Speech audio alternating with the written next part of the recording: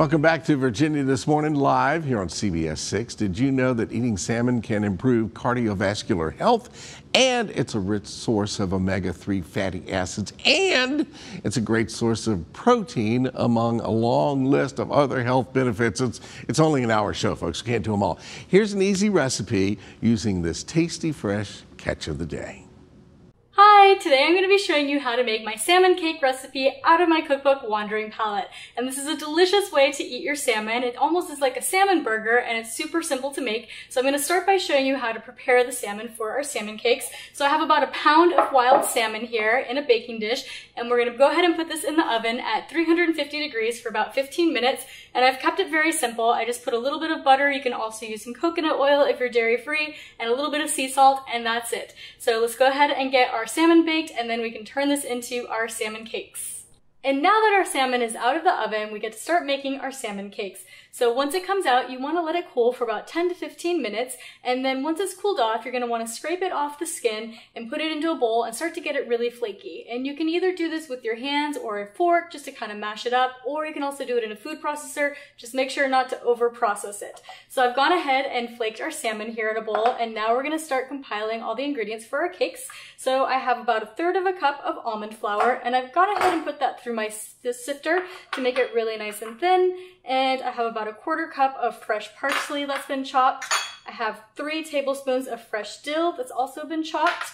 And I have 2 eggs that have been beaten, and we're just gonna go ahead and get that all into our bowl. And now we're gonna add a little bit of seasoning. So I have 1/2 teaspoon of garlic powder. I have 1/2 teaspoon of onion powder as well. And we've got about 1 teaspoon of sea salt that we're gonna add in. So here you can either use a fork again, or you can use your hands, whatever you need in order to make everything fully combined. And the almond flour is gonna give it a little bit of a breading kind of flavor without having any grains in it. So this is a great gluten-free and grain-free alternative. And you're just gonna wanna go ahead and mix this. And I actually like to use my hands, especially with the egg, just to get it fully combined, and you can start to form your patties out of this. So I'm just gonna give it a good mix. Once everything has been combined, we can start to shape our patties, and you can either do this with your hands or you can also use a burger press, but we're just gonna keep it simple today. So what I like to do is divide my mix in half so you can start to see what you've got to work with. We're probably gonna make about 6 patties out of this. So once you've combined it or split it up into the 2 halves, you can start to form your patties.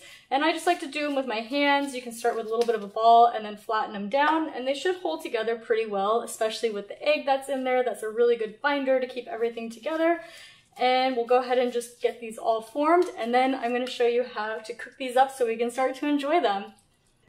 To cook our salmon cakes, we're going to heat a skillet over medium heat, and you're going to add 2 tablespoons of coconut oil.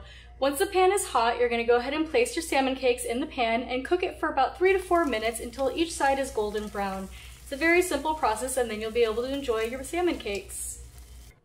Alright, our salmon cakes are hot off the skillet and they're ready to enjoy. I like to serve them with a side salad. You can do something simple like arugula with some lemon, salt, and olive oil, or you can do a little fancier salad, use some ranch on it. That goes really well with the salmon as well. And I like to keep it simple. I like to just squirt a little bit of fresh lemon juice on them, and they are ready to enjoy. So let's dive in and have a little taste.